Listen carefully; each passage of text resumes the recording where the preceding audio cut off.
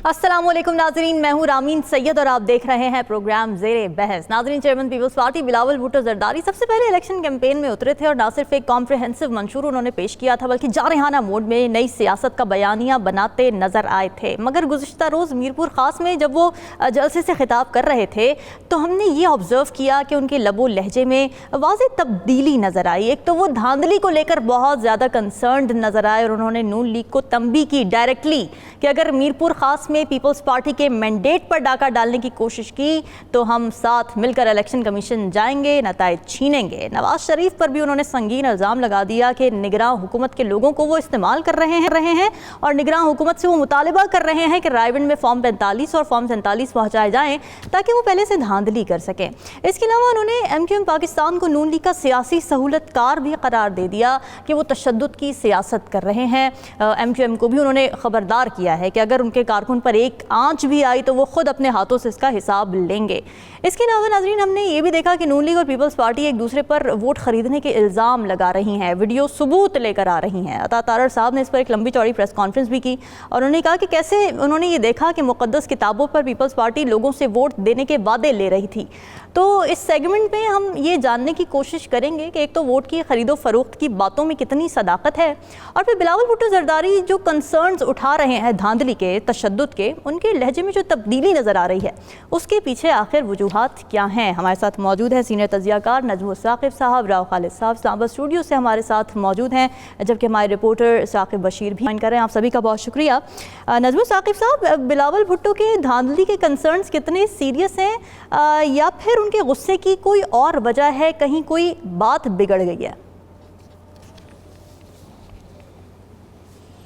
देखिए रामीन, कल जो हमने मीरपुर ख़ास में उनका देखा, उनका लबो लहजा, उनकी बॉडी लैंग्वेज और उनका जो कंटेंट था तकरीर का, या वो जो तकरीर में उन्होंने बातें की, उसमें ऐसे लग रहा था कि वो बिलावल भुट्टो जरदारी साहब जो कि शुरू दिन से सबसे पहल तो इन्होंने की थी, उसने लेके ये कुछ डिफरेंट बिलावल यानी भुट्टो हैं। ये ठीक है कि कुछ देर पहले जो उन्होंने हैदराबाद में तकरीर की है ना, तो वो वही तकरीर है जो कि उनको हम देख रहे हैं करते हुए, वही लबो लहजा वापस आ गया है। जी। कल की जो बात आप कर रही है ना, उसमें कुछ खास बातें हमें नजर आई। बिलावल भुट्टो जरदारी साहब ने जब ये कहा ना कि मेरा मैंडेट मीरपुर खास में चुराया जा रहा है, जाएगा, और फिर अगर ये ऐसा हुआ तो फिर मैं ये करूंगा और फिर सहूलतकार के साथ ये करेंगे, ECP में जाएंगे। अच्छा, ये जो है ना, इस किस्म की बातें हमने पहले सुनी हैं कि हम ईंट से ईंट बजा देंगे और फलाना फलाना कर देंगे, और बाद में वही जो है ना वो यानी माफी तलाफी की तरफ आ जाते हैं। अच्छा, अब ये है कि ये क्यों ऐसा हुआ? वो इसलिए हुआ कि सियासत में, मैं पाकिस्तान की बात नहीं कर रहा, पूरी दुनिया में जो सियासत होती है, इलेक्शन के दिन तक और उसके बाद वोटों की गिनती तक, फिर वोटों की गिनती के बाद नताइज के आपके जो होते हैं ऐलानात होते हैं, और जो फाइनल वो जो जिसको हम कहते हैं ना हतमी नजायज, उस वक्त तक कुछ फैसले पसे पर्दा होते रहते हैं। ये सिर्फ पाकिस्तान की बात नहीं है। तो कल जब हमने ये देखा तो हमें पता लगा कि शायद कोई एक दो जगह पे पाकिस्तान पीपल्स पार्टी जो है उसकी मुतल्लिका जगहों पे कोई बात बन नहीं रही, या उनको पता लगा है कि सिंध जो है उसमें कहीं कहीं को डेंट पड़ेगा। अच्छा, अब उसमें इसी प्रोग्राम में आप ही के इस ज़ेरे बहस में कम से कम 4-5 मरतबा हम ये बात कर चुके हैं कि सिंध जो है वो इतना ज़्यादा लाइटली ना लिया जाए। जरदारी साहब जो हैं या बिलावल साहब जो हैं, पहले सिंध को, अपने घर को, अपने वो जो गढ़ है उसको पहले यानी पक्का करें कि ये तो है। क्योंकि जब हम इस तरह की बात करते हैं ना कि सिंध तो हमारा है, पंजाब जो है वो नून का है, और बलोचिस्तान जो है उसमें तो सरदार वगैरह और वो बाप वगैरह, और KPK में जो है वो फलाना होगा और PTI वगैरह, हम ये भूल जाते हैं कि वक्त बदल चुका है। वक्त बदल चुका है और उसमें वक्त के जो इस वक्त के तकाजे हैं उनको देखना पड़ेगा कि उसमें आप कहां पे फिट हो रहे हैं। देखिए, ये गेम हो चुकी है, ये चार्ट बन चुका है, ये अवाम ने फैसला कर लिया हुआ है कि इस दफा क्या करना है। अब उसमें आप ये हल्का फुल्का डेंट ही डाल सकते हैं।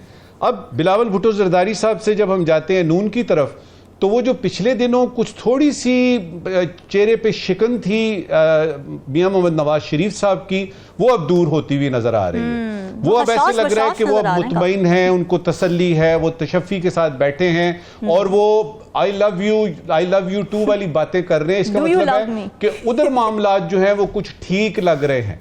साथ ही हमें जहांगीर तरीन साहब नजर आ रहे हैं, वो कह रहे हैं कि या तो आप शेर पे लगाएं या उकाब पे लगाएं, एक ही बात है। ये वही जहांगीर तरीन साहब हैं जिनका मशहूर मारूफ जहाज जो है वो पीटीआई के बहुत सारे लोगों को इकट्ठा करके तो को बिरयानी को कुलचे को इस तरह के कुछ यानी तिक्के पावे जो है वो किया करते थे। अब देखिए, तो मैं जो भी बात कर रहा हूं ना कि वक्त के तकाजे उसके मुताबिक देखिए। फिर हमने ये देखा कि जो आपकी इस्लामी जमात है या मौलाना फजलुर रहमान साहब हैं, बड़े भरपूर तरीके से अब वो बता रहे हैं और मंशूर बता रहे हैं। अब उसमें जो जानने की बात है, जो समझने की बात है, वो मैं यानी इस वक्त आपके नाजरीन के लिए करना चाहूंगा कि जब हम वोट देने की बात करते हैं तो हमारे सामने होता है कि जी फलां पार्टी को वोट देना है, फलां पार्टी को वोट नहीं देना, हम सब ने मिलके इस पार्टी को या इस उम्मीदवार को हमने कामयाब बनाना है। सही। जो असल चीज है वो हमारे सामने नहीं आती। असल चीज क्या है? क्या असल चीज ये है कि आपने 99 को 100 करता है आपका वोट, 99 को 100 करता है। अपने वोट की अहमियत को नहीं हम जानते कि यही वो चीज है। वोट दूंगा मैं या वोट मैं दूंगी तो उसके बाद ये हुकूमत आएगी जो कम से कम 3 साल 4 साल 5 साल तक, और इस हुकूमत ने बनानी है पॉलिसीज, ना सिर्फ यानी खारजा पॉलिसी बनानी है, अंदरूनी पॉलिसीज बनानी है। उन अंदरूनी पॉलिसीज में पेट्रोल का जो है वो ऊंच नीच होगी, उसमें आपके जो यानी हेल्थ और एजुकेशन सेक्टर है उस पर फर्क पड़ेगा, आपका बावर्ची खाना डायरेक्टली अफेक्ट होगा, आपके आलू प्याज टमाटरों की कीमत जो है वो उस पर फर्क पड़ेगा। तो आप जब हम वोट देते हैं तो एक तरफ हम देखते हैं कि जी ये पार्टी हमें पसंद है, हमें इसका एहसास नहीं है कि इस वोट से मैं अपने आइंदा आने वाले 4 साल 5 साल को महफूज करूं। उसको अगर सामने रखूंगा ना, फिर मुझे पता लगेगा कि मेरे वोट की अहमियत क्या है। दूसरी बात इसमें यह है कि हम ये सोचते हैं कि हम तकरीरें कर लेंगे, यानी आप ड्राइंग रूम में बैठे हैं, मोहल्ले में बैठे हैं, कॉर्नर मीटिंग हो रही है कि जी इस पार्टी को वोट देना है, इस उम्मीदवार को वोट देना है। अब यह है कि जब वोटिंग का वक्त आता है तो वो सारे तकरीर करने वाले तो सुबह उठते हैं, यानी अल्हम्दुलिल्लाह 11:30 बजे 12 बजे के करीब। वोटिंग तो उनके वोट तो वो देते नहीं है। तो दो बातें इस वक्त आपके नाजरीन से मैं और आपसे शेयर कर रहा हूं। पहली बात यह कि अपने वोट की अहमियत को समझिए, क्योंकि ऐसा नहीं होता, यानी ऐसा ना हो कि जिस तरह पीछे होता आया है कि 6 महीने एक हुकूमत को आते हैं और आप सर पकड़ के बैठे होते हैं, यार इन्होंने तो मंशूर में यह बात की थी, यार मैंने गलत वोट दे दिया वगैरह। दूसरी बात यह कि वोट जरूर दें।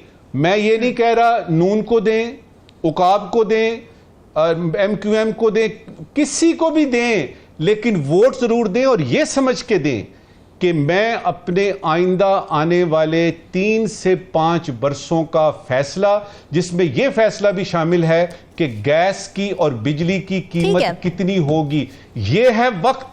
ये मुझे पता है कि इस वक्त मैं इसका फैसला करूंगा, और जब आपको ये दो बातें पता लगेंगी रामीन, तो आप वोट देने जरूर जाएं। ज़ाहिर है क्रिटिकली एग्जामिन करना चाहिए और खुले दिमाग से सोचना चाहिए।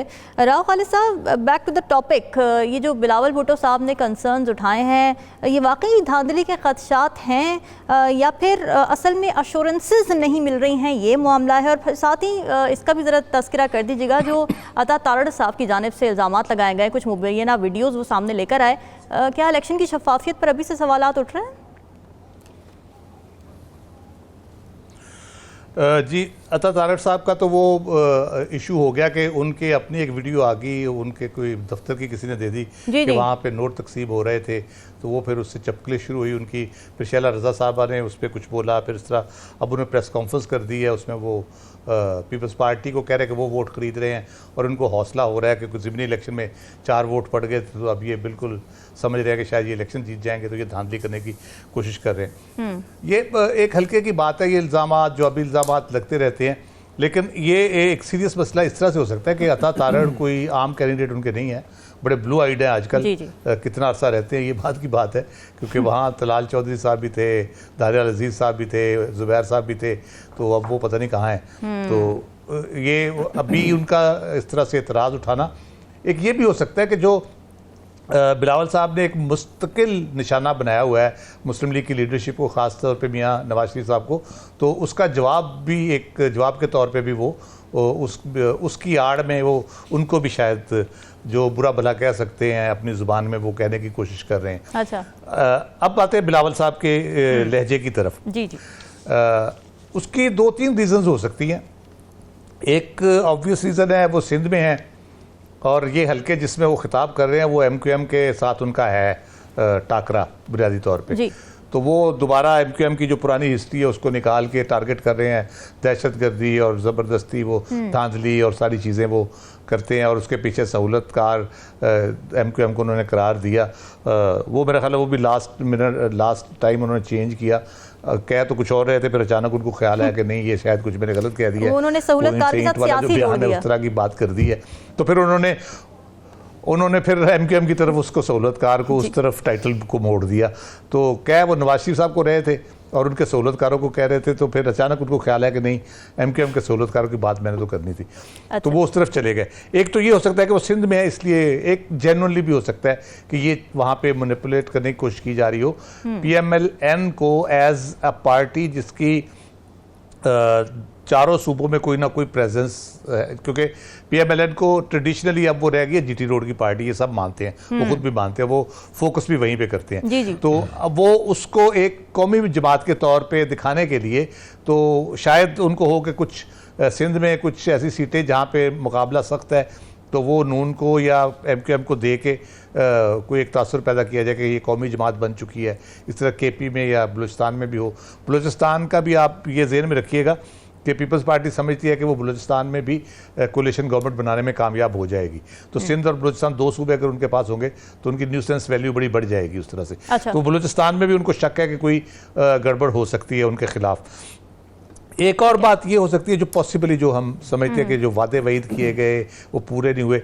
आपको याद होगा वो बीच में अचानक वाले साहब से नाराज़ होकर दुबई चले गए थे कैंपेन के दौरान।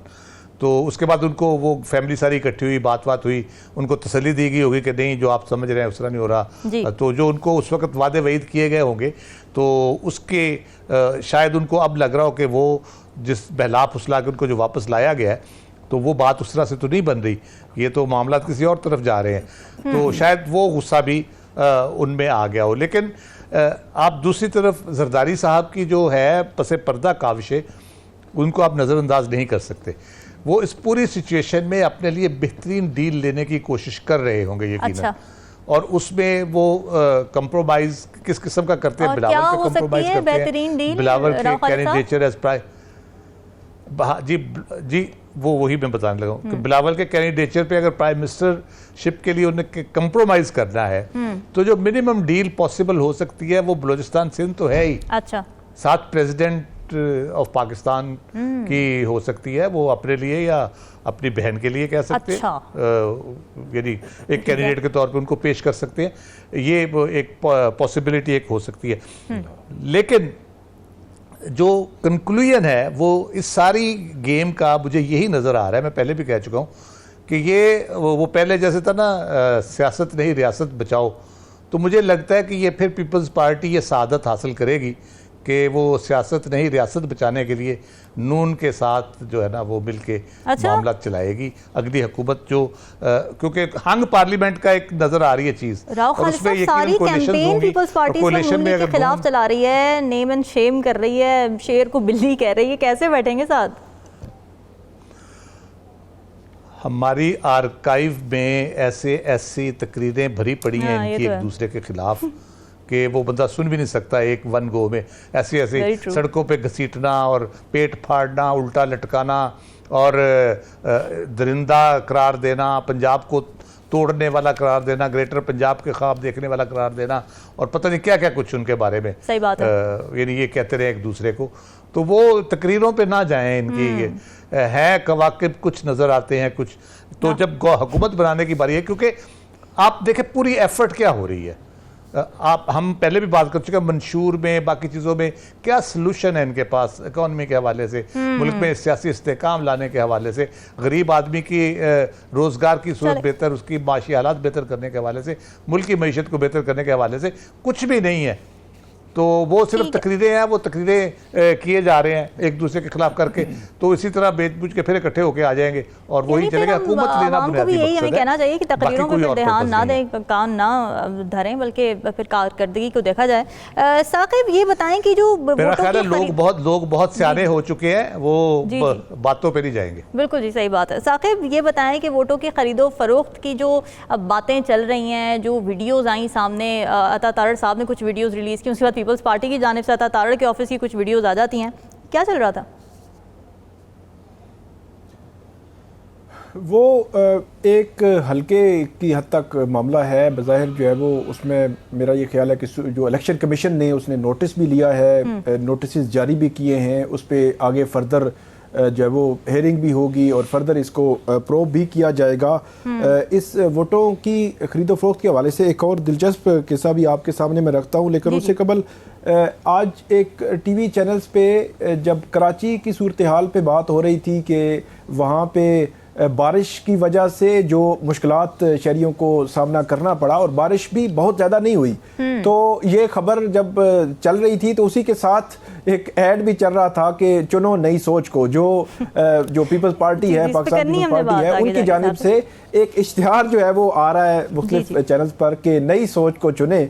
तो मेरा ये ख्याल है कि इन दोनों का अगर मिलाकर अगर देखें आप, तो वो पीपल्स पार्टी की कारकर्दगी 2008 से ऑनवर्ड वो भी उनको बतौर जो है वो एक पेश करनी चाहिए थी मुल्क भर के लिए कि हम जो है वो ये कर सर्व किया है हमने सिंध में और अब मुल्क के लिए हमें क़यादत दें तो हम जो है वो उसको आगे लेकर चल सकते हैं। जो आपने खरीदो फरोख्त की बात की, ये मामला पूरे इलेक्शन को इफेक्ट इसलिए नहीं करेगा क्योंकि एक हल्के का मामला है, उसको इलेक्शन कमीशन देखेगा। लेकिन मैं थोड़ा सा आपको पीछे ले जाऊं कि वोटों की खरीदो फरोख्त या जो इस किस्म के जो मामलात थे, माजी में सेनेट के इलेक्शन हुए थे, सेनेट के इलेक्शन में वहाँ पे कोई वीडियोस आई थी जिन वीडियोस में जो पाकिस्तान पीपल्स पार्टी के भी कुछ लोग थे, यूसुफ रजा गिलानी साहब के जो साहबजादे हैं उनका नाम था, पीटीआई के एक दो लोग थे, तो 3-4 लोग थे, उसके खिलाफ इलेक्शन कमीशन ने नोटिस लिया था और वो मामला जो है वो आज तक जो है वो इस्लामाबाद की कचहरी में पेंडिंग है, उसमें कुछ नहीं हो सका। और वो वीडियो के सबूत आए थे कि उसमें पैसे जो है वो बांटे जा रहे हैं बाकायदा तौर पर सेनेट इलेक्शन के लिए। तो ये भी बड़ा एक अजीब सा सिलसिला है कि वो, मैं बात कर रहा हूँ आज से तकरीबन 3 साल पहले की, तो इस किस्म की जब चीज़ें आती हैं, फॉर एग्जांपल ये मामला आया है, तो इसको इन डेप्थ प्रोब करके, बेशक एक हल्के की हद तक को इन डेप्थ प्रोब करके जो लोग इसमें मुलव्विस हैं उनको एक तो सज़ा होनी चाहिए, लेकिन वो सज़ा का प्रोसेस फिर वही है कि वो मामला जिस केस को आप जो है वो कंक्लूड करना चाहते हैं वो चंद दिनों में कंक्लूड, और जो नहीं करना चाहते तो 4 साल भी लग जाते हैं। तो ये जो रवैया है ये भी मेरा ख्याल में इसको देखा जाना ज़रूरी है।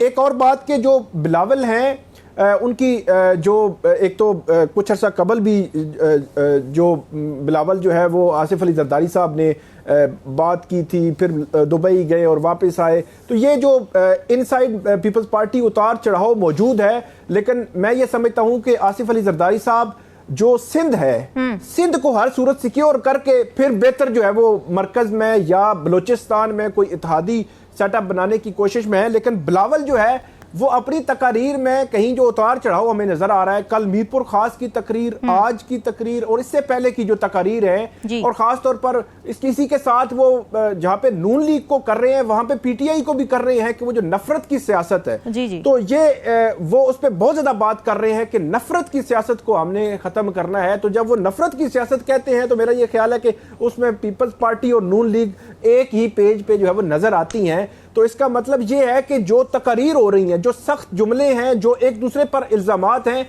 ये एक पॉलिटिकली वो उसको इस्तेमाल करती हैं, जो माजी में भी सियासी जमातें करती रहीं, बल्कि इससे भी सख्त जो है वो इल्जामात लगाते रहे। लेकिन एक चीज़ तय है कि जब वो कहते हैं कि नफरत की सियासत हम नहीं करेंगे, हम जिस तरह का पीटीआई या इमरान खान साहब जो है वो लेके आए, माहौल लेके आए, उस माहौल को आगे जो है वो नहीं बढ़ाएंगे। तो इसका मतलब ये है कि कल जब 8 फरवरी को इलेक्शंस हो जाएंगे तो कोई भी सिचुएशन होगी तो पीपल्स पार्टी और मुस्लिम लीग नून भी हो सकता है बैठने के लिए तैयार हो जाए, आपस में मुज़ाकरात भी करें, चीज़ें आगे भी बढ़े। इसका जो है वो मेरा ख्याल है इतना फ़र्क जो है वो नहीं पड़ता। आखिरी बात, वोट की जो अहमियत के हवाले से अभी जो बात हुई, वोट की अहमियत जो आम लोग हैं उनको यकीनी तौर पर ये मद्देनज़र रखना चाहिए कि उनके मसाइल छोटे छोटे मसाइल हैं, उनका जो किचन है वो उनका मसला है, उनके रोज़मर्रा के बेरोज़गारी है उनका मसला है, इसके अलावा बढ़ती हुई जो महंगाई है उनका मसला है, इसके अलावा ये वो चीज़ें हैं जो एक आम बंदे को इफेक्ट कर रही हैं। तो वोट की वो ताकत है कि जो भी हुकूमत आनी है उसने 5 साल के लिए रहना है, सारा उसने स्ट्रक्चर बनाना है, पॉलिसीज बनानी है, मईशत को ठीक करना है, जिस मईशत को ये मुल्क को आगे बढ़ना है। क्योंकि अगर आप देखें तो अप्रैल 2022 से लेकर जो अगस्त 2023 तक की हुकूमत थी उसकी वजह से महंगाई बहुत जोरों पर हुई, बेरोजगारी बढ़ी, लोगों को आम बंदा जो है वो बहुत ज्यादा मुतासिर हुआ। लेकिन अब अप्रैल 2022 से अगस्त 2023 तक जो हुकूमत थी, इस वक्त ना पीपल्स पार्टी अपने इलेक्शन कैंपेन में उसका जिक्र कर रही है, ना नून लीग कर रही है, ना कर सकती है, क्योंकि उसको डिफेंड ही नहीं किया जा सकता। बल्कि जो नवाज शरीफ साहब हैं उन्होंने तो बात करते हैं, वो कहते हैं 2017 से और 18 से शुरू करें। मनाज़िर और मवाज़िन की बातें हो रही हैं, तो इस पर नाज़रीन जरा डिटेल में एक डिस्कशन करेंगे अगले सेगमेंट में। यहाँ वक्त देविदास।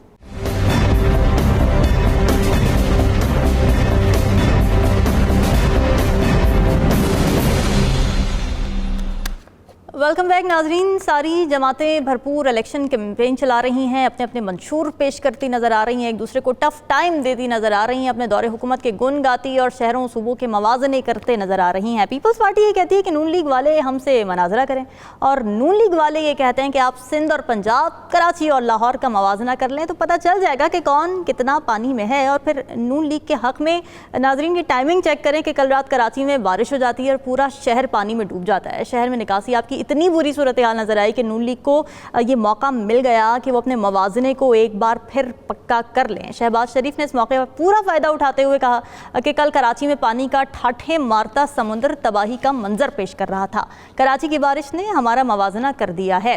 तो सवाल नाजरीन हमारा यह है कि इन मवाज़नों मनाजरों की जंग में कौन जीतता नज़र आ रहा है?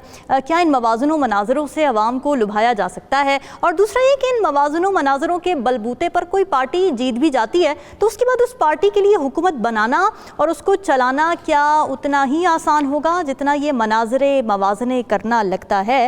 राव खालिद साहब, क्या समझते हैं आप इस हवाले से? मनाजरा तो हुआ नहीं, लेकिन कराची में जो रात को बारिश हुई है, आप समझते हैं कि एक अच्छा मवाजना हो गया?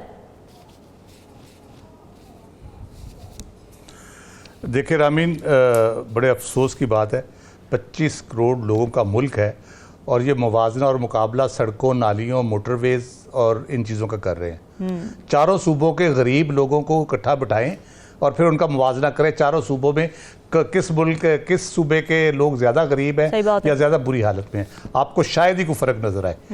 तो ये क्या मुवाजना मुकाबला हुआ? आप बताएं ना जी, हमने गुर्बत में इतनी कमी कर दी, हमने लोगों को इतना रोज़गार दे दिया, हमने कितने लोगों को गुर्बत की लाइन से ऊपर ले आए।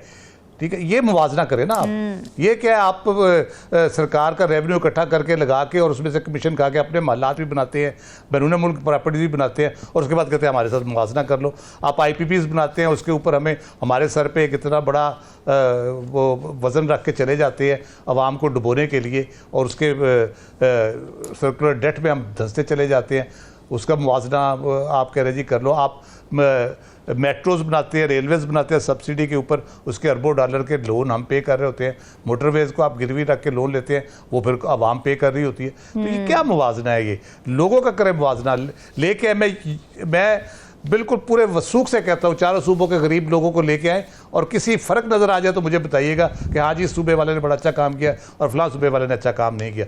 एक जैसे हैं सब हर जगह पे। आपको एक तरह के मजबूर जो कहरज़दा लोग मिलेंगे, भूख उसी तरह से है, बदहाली उसी तरह से है, ऊपर से जो एडमिनिस्ट्रेटिव जो हमारी जिस किस्म का बन गया पैराफर्नेलिया, उसमें वो पुलिस के जुल्म व सितम का शिकार है जिस तरह से, या हाई हैंडेडनेस, जो तगड़े लोग हैं उनकी हाई हैंडेडनेस का जिस तरह से शिकार है। तो ये कोई मुवाजना मुकाबला नहीं है।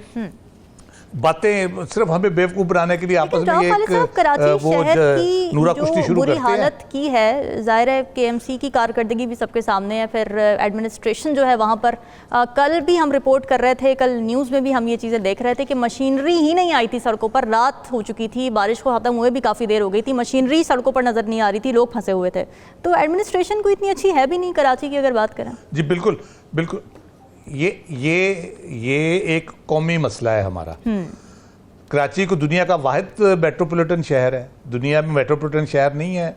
पूरी दुनिया में उनको संभाला जाता है, बनाया जाता है। इंजीनियर्स होते हैं जो रोड इंजीनियरिंग करते हैं, जो पानी की निकासी की पूरी इंजीनियरिंग करते हैं। मशीनरी की अवेलेबिलिटी उस शहर की ज़रूरियात के मुताबिक होती है, हर जगह पे होती है, लेकिन हम नहीं करते। हमें 4 दिन अभी लिख के रख ले, ये 1000 दफ़ा हो चुका है। मैं फिर ये कह रहा हूँ, ये होगा 4 दिन वावेला मचेगा, बारिशें रुक जाएंगी, फिर हो जाएगा, फिर जून जुलाई में दोबारा बारिशें होंगी, फिर हम इसी को डिस्कस कर रहे होंगे कि ये देखें कुछ नहीं हुआ। ये करना नहीं चाहते, यदि वो काम करना ही नहीं चाहते जिससे बेहतरी हो।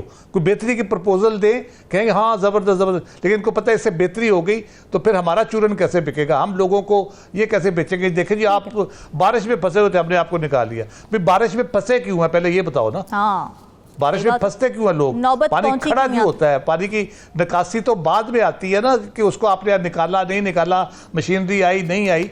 पहले एक नॉर्मल ड्रेनेज सिस्टम तो है ना। लाहौर में था, मियाँ शहबाज शरीफ साहब लंबे लंबे बूट पहन के जाते थे गलियों सड़कों में, वहाँ भी कुछ नहीं हुआ। और ये जिसको सबसे बुरा चीफ मिनिस्टर कहा जाता है, यकीनन उसका कोई मुशीर अच्छा था। उन्होंने अंडरग्राउंड वाटर टैंक बनाए जो स्टोरेज के लिए इस्तेमाल किए, वो पानी भी इस्तेमाल होता है। अब उस तरह से पानी खड़ा नहीं होता लाहौर में।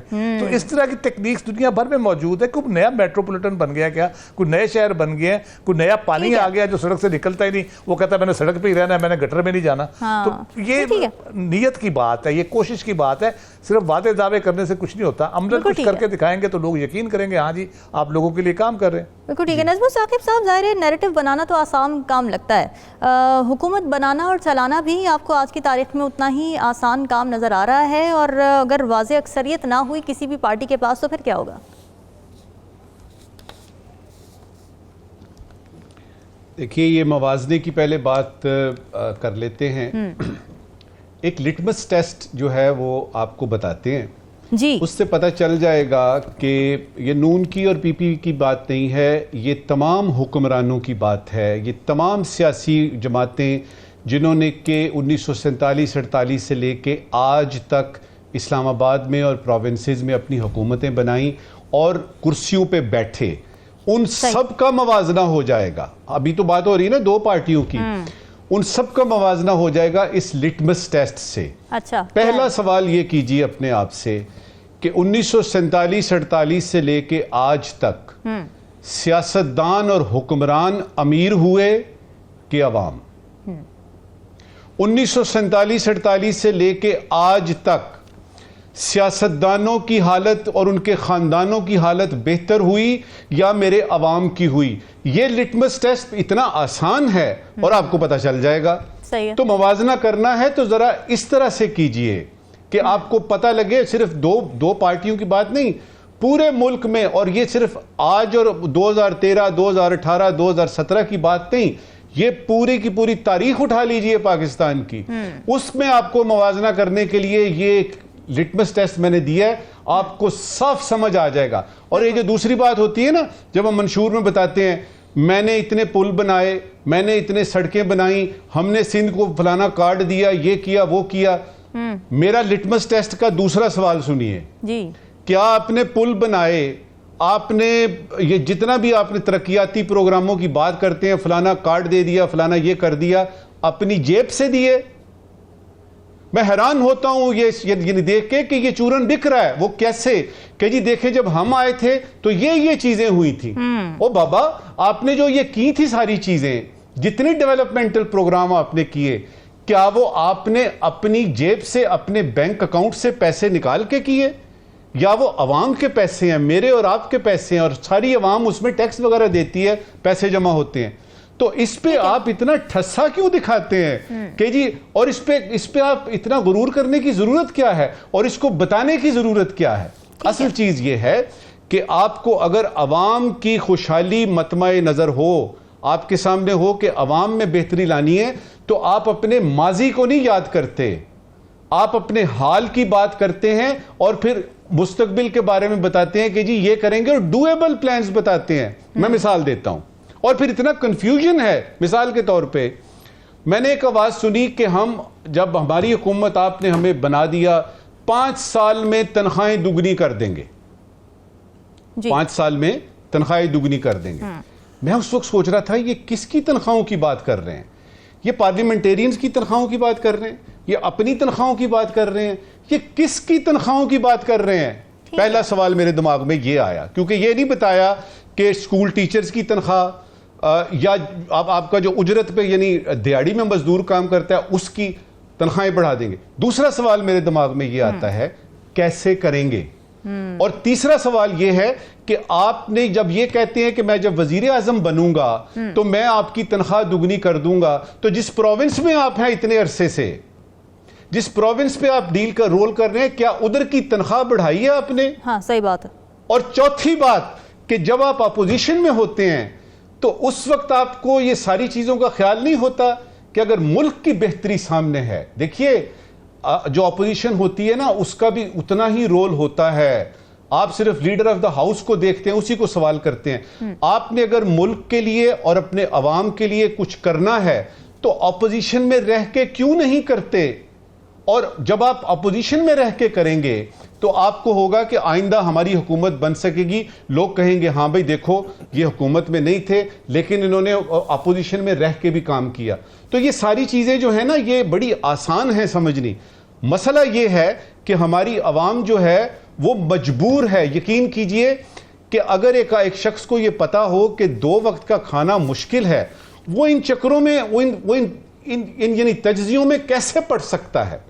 उसको तो ये मुसीबत पड़ी हुई है कि दवाई के पैसे नहीं है, उसको ये मुसीबत पड़ी हुई है कि मां को डायलिसिस करवाना है और ऑलरेडी मेरे इतने पैसे लग चुके हैं। जो मुफ्त अस्पताल है, वो जो सेहत कार्ड था, पहले वो जाते थे, वो कहते थे पहले आप जाके टेस्ट करवा के लाएं फिर करेंगे, और दूसरी बात ये कि जब मरने के करीब होंगे तब आइएगा। बिल्कुल सही बात है कि उसको आप बता रहे हैं कि जी हम तनख्वाहें दुगनी कर दें। हुकूमत में आके पॉलिसीज बनाना मुश्किल काम होता है। साकिब, भी जो कराची में रात को हुआ है, जाहिर है ये बारिशें वगैरह तो होती रहती हैं, हालात भी हम देखते रहते हैं जिस तरह के होते हैं, मगर इससे पीपल्स पार्टी की कैंपेन आप देख रहे हैं मुतासर होती हुई, जिस तरह से नून लीग भी इसके ऊपर बयानियां बनाना शुरू हो गई है? मुतासर तो कुछ ना कुछ तो यकीनी तौर पर होगी। उसकी वजह यह है कि बिलावल भुट्टो जरदारी ने बड़ा जो है वो उसको मुनाजरे का चैलेंज दिया था, और उस चैलेंज के बाद ये मामला जो है वो हुआ है। और ये रियलिटी है कराची की। इससे कबल भी कराची में जब भी बारिशें हुई तो इस किस्म की सूरत हाल वहाँ के जो लोग हैं वो बताते भी हैं और रिपोर्ट भी होती है।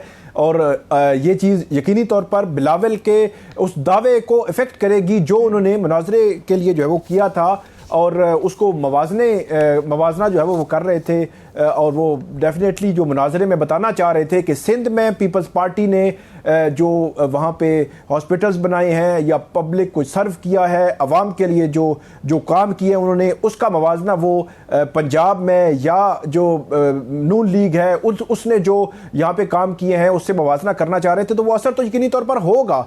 लेकिन इसमें एक जो सवाल आया था कि मवाजने की बात में मैं थोड़ा सा इसको खोलूँगा कि पाकिस्तान पीपल्स पार्टी एक पूरे मुल्क की जमात जो है वो अपने आप को कहती है, नून लीग भी यही कह रही है, लेकिन इस सारे तनाजुर में ये दोनों पॉलिटिकल पार्टीज यकीनी तौर पर वो उनकी हुकूमत नहीं थी पिछले अरसे में, या उनका इतना स्टेक नहीं था। लेकिन हम उस चीज़ को नज़रअंदाज कर देते हैं कि सिंध और पंजाब को आप देख ले, या सिंध का अंदरूने सिंध या पंजाब का भी ये जीटी रोड वाला जो इलाका है, इसको ज़्यादा जो है मवाजने के तौर पर पेश किया जाएगा। जो नून लीग है वो जो जनूबी पंजाब है उसको भी मवाजने के लिए पेश नहीं कर सकते, और सिंध अंदरून सिंध जो है पीपल्स पार्टी उसको मवाजने के लिए पेश नहीं कर सकती। इसी तरह जो बलोचिस्तान है, बलोचिस्तान तो बिल्कुल इग्नोर है कि बलोचिस्तान में भी तो हुकूमतें आती रही जाती रही, कभी बाप बना, कभी दूसरी पार्टीज आती रही। मुस्लिम लीग नून भी थी 2018 तक, उन्होंने कोलेशन बनी, फिर उसके बाद पीटीआई भी वहां पे आई, लेकिन उसके मवाजने की कोई बात नहीं करता। और वहां पे क्या चल रहा है, वहां पे क्या हुआ, आगे क्या लाया अमल है, क्या पॉलिसीज हैं, कुछ पता नहीं है। बात आगे खैबर पख्तूनख्वा की। नाज़रीन, ब्रेक के बाद डिस्कशन को यहीं से आगे बढ़ाएंगे।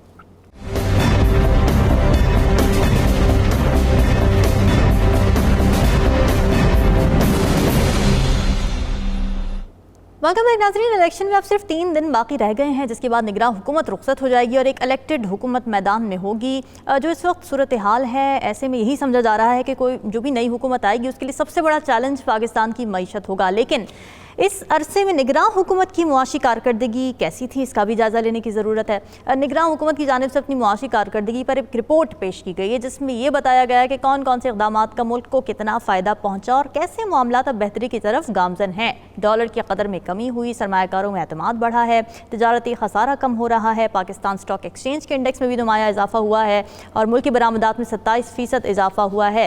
तो अपने तजिया कारन से जानते हैं कि उनको निगरान हुकूमत की मुआशी कारकर्दगी कैसी लगी। जीनत मुसाकिब साहब।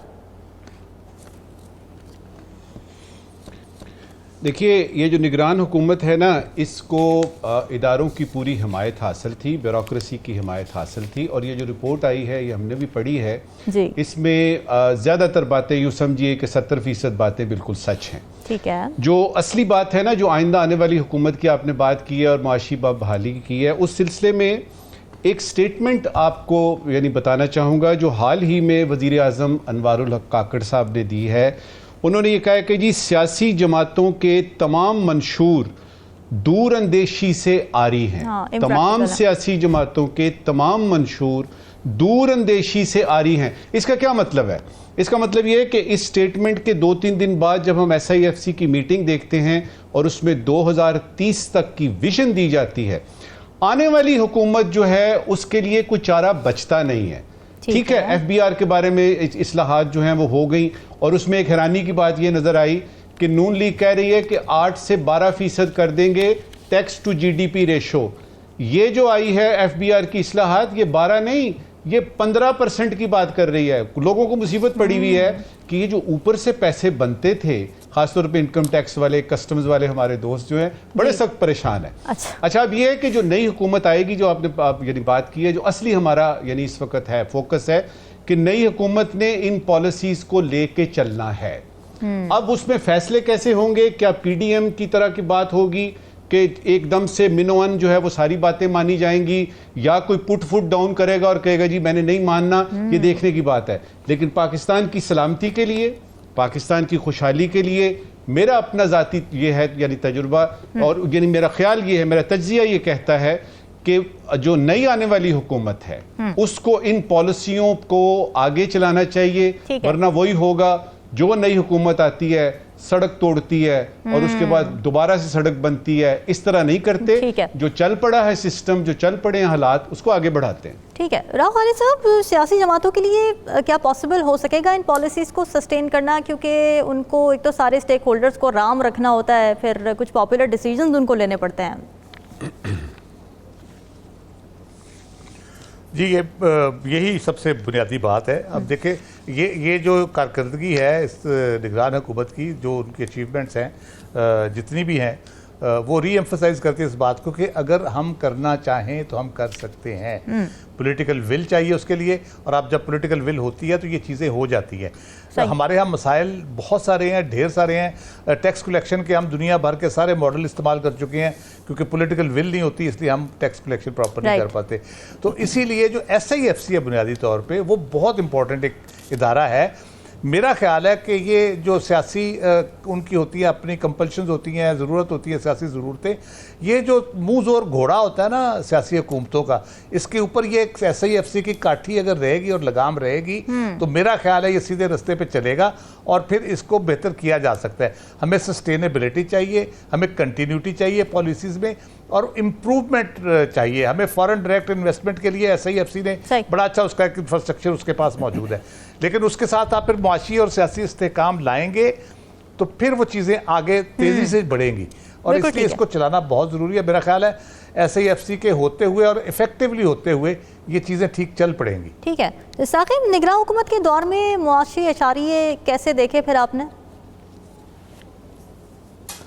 एक तो जो निगरान हुकूमत थी, उमूमी तौर पर इनके पास ये इख्तियार नहीं होता, वो सिर्फ इलेक्शन को और डे टू डे अफेयर्स चलाने के लिए उनको रखा जाता है। लेकिन इस निगरान हुकूमत को PDM की हुकूमत ने जाते हुए कुछ इख्तियारात दिए, जो इक्तसादी जो पॉलिसीज थी उनको आगे बढ़ाने के लिए। उसमें सबसे इम्पोर्टेंट SIFC जो उसका रोल है, और 2030 का जो विजन दिया है उन्होंने। 2030 का विजन ये बताता है कि जो इक्तसादी जो पॉलिसीज बन रही हैं, और ख़ास तौर पर दोस्त ममालिक के साथ जो इक्तसादी ताल्लुकात हैं उनको कंटिन्यू रखना, और जो आने वाली हुकूमत है उनको वो आगे बढ़ाएगी, बज़ाहिर ये लग रहा है। और इस दौरानिए में भी ओवरऑल अगर देखा जाए तो उन पॉलिसीज़ को कंटिन्यू करने की कोशिश की, लेकिन उन पर स्टैंप जो है वो लगेगी अब जब मुंतखब हुकूमत आएगी और वो उसको आगे बढ़ाएगी, और उसके बाद अपनी पॉलिसीज भी वो देगी, और उसके बाद जो है वो मईशत जो है वो क्या रुख इख्तियार करती है, और उसके लिए सबसे बड़ा सियासी इस्तेहकाम जो है वो ज़रूरी है, ताकि स्टेबल हुकूमत जो है वो बेहतर माशी पॉलिसी जो है वो बना सकेगी। बड़ी इंपॉर्टेंट आपने बात की। नजमुल साकिब साहब, आज क्या सवालात लेकर आए आप नाज़रीन के लिए? देखिए रामीन, 3 दिन बाद इलेक्शन है, कोलिशन गवर्नमेंट बनती नज़र आ रही है, कौमी हुकूमत बन रही है। ज़रूरी सवाल ये है कि ये जो मखलूत हुकूमत बनेगी, ये इत्तिफाक राय किस तरीके से हासिल कर सकेगी, ये है ज़रूरी सवाल, गैर ज़रूरी सवाल। हमने देखा कि बिजली चोरों, गैस चोरों और स्मगलिंग के जो सारे हिसाब किताब थे, उनके पीछे हुकूमत पड़ी, और बहुत सारा हमें पता पकड़ धकड़ भी हुई, और उसका फ़ायदा भी हुआ, डॉलर की हिसाब किताब भी नीचे आए। क्या वो सिलसिला ख़त्म हो गया है, और क्या ये फ़ैसला भी और इसकी कंटिन्यूएशन भी आइंदा आने वाली हुकूमत करेगी, या निगरान हुकूमत जो है उसके ये इरादे अभी तक कायम है? बिल्कुल ठीक है नाज़रीन, ये सवालात आपके लिए छोड़ के जा रहे हैं। फीडबैक दीजिएगा, हमें दीजिए इजाज़त। अल्लाह हाफ़िज़।